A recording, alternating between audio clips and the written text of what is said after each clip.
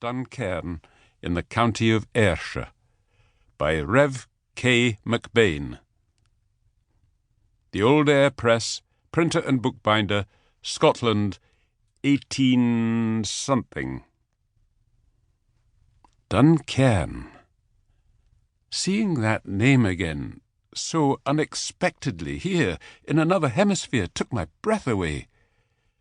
Duncairn was a little town in the uplands of Scotland where I'd stayed for a brief time when I was a young man. Something had happened to me there that changed the whole trajectory of my life. It was a thing I'd never been able to forget or understand.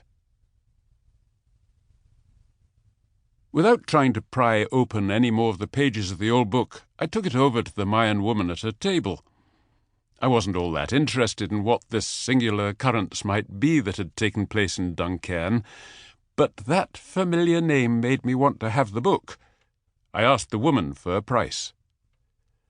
Her long hair, streaked with grey, was tied back. Her eyes were brown and unreadable. 2,000 pesos, she said without blinking.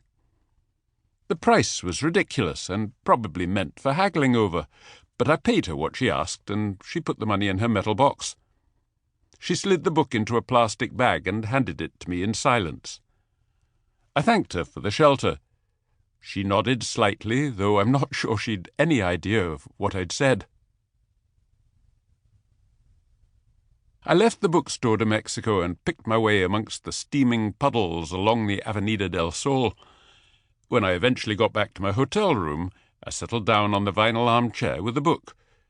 Even the air conditioning couldn't quite conquer the stink of mildew that arose from it. I lingered again over the title page, marvelling at the coincidence of seeing that name, Duncairn, and thinking back with a mixture of sadness and bitterness to my time there. Then, carefully separating the thick, oversized pages, I began reading.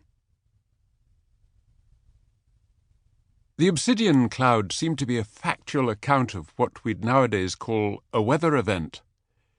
It began on a windy July morning, just after 10 o'clock. The wind shunted a wedge of low, dark clouds from over the North Sea onto the Scottish mainland. By the time the clouds reached the hills of the southern uplands, it was early afternoon, and a particular grouping of them had melded together so smoothly that it had become just one very big cloud with a black underbelly. At 2 o'clock, the wind died completely, and the black cloud stalled directly over the high valley where the little town of Duncairn sits.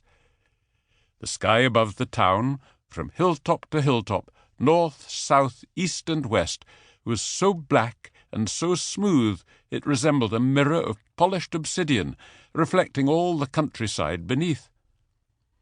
Astonishingly, Duncairn itself was visible up there, with everything inverted, its streets and square, church and spire, surrounding fields and cottages, even the streams that would become the River Aire, worming their way down the hillsides and valleys.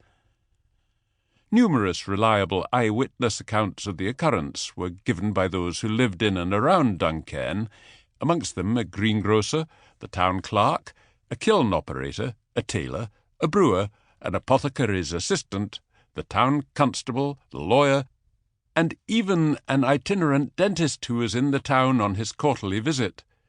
They all signed their names on affidavits. The black cloud was so low-lying that some of those with acute eyesight swore they could make out their own tiny reflections up there, looking back down at them. "I could see my good man rounding up the sheep in the east pasture," the wife of a local farmer reported. "I could even see myself at the door of the cottage and my cat, Puddock, sitting on my shoulder." Two lovers lying in a bracken-filled cranny high amongst the hills got quite a shock at seeing their activities reflected in the sky above them. They were willing to state what they'd seen, but, understandably, since they were each married to someone else, asked not to be named. One of the eyewitnesses, Dr. Tracy Dwyer, a well-known naturalist and astronomer, added scientific weight to the testimony. He happened to be